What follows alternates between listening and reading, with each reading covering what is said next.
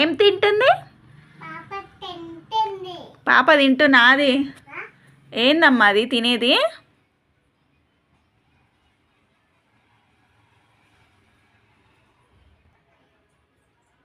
Mega I love you.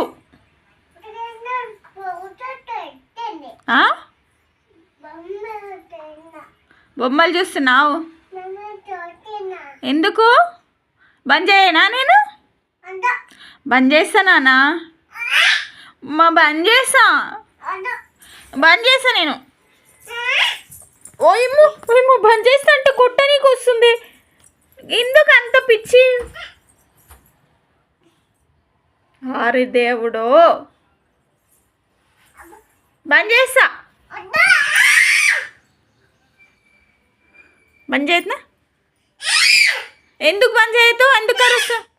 దెబ్బలు పడితే బంద్ చేస్తా నేను. ఇంత పిచ్చి అట్రాక్టేషన్ పిల్లలకి ఏ చూపించినా ఇలా ఉంటుందండి. ఫస్ట్ నుండి అలవాటు చేయకూడదు. నేను అస్సలు చాలా రోజుల వరకు అలవాటు చేయలేదు.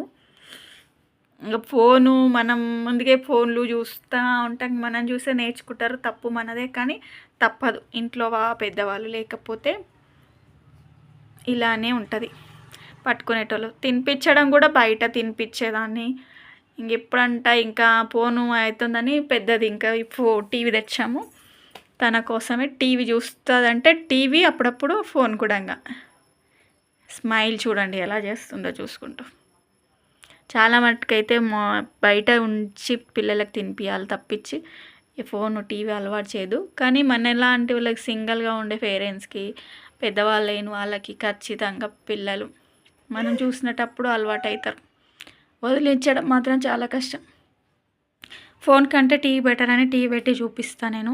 వీలైనంత వరకు ఫోన్ దూరంగా పెట్టడానికి చూస్తా. కానీ వాళ్ళ డాడీ వచ్చిందంటే అందుకుంటుంది. ఇంకా నాతో తీసుకోలేక వాళ్ళ డాడీ వస్తే తీసుకుంటుంది. ఇది తప్పుగా అని కాదు. మీ ఇంట్లో ఇలాంటి ప్రాబ్లమ్స్ ఉన్నాయా? కామెంట్ చేయండి పిల్లల విషయంలో.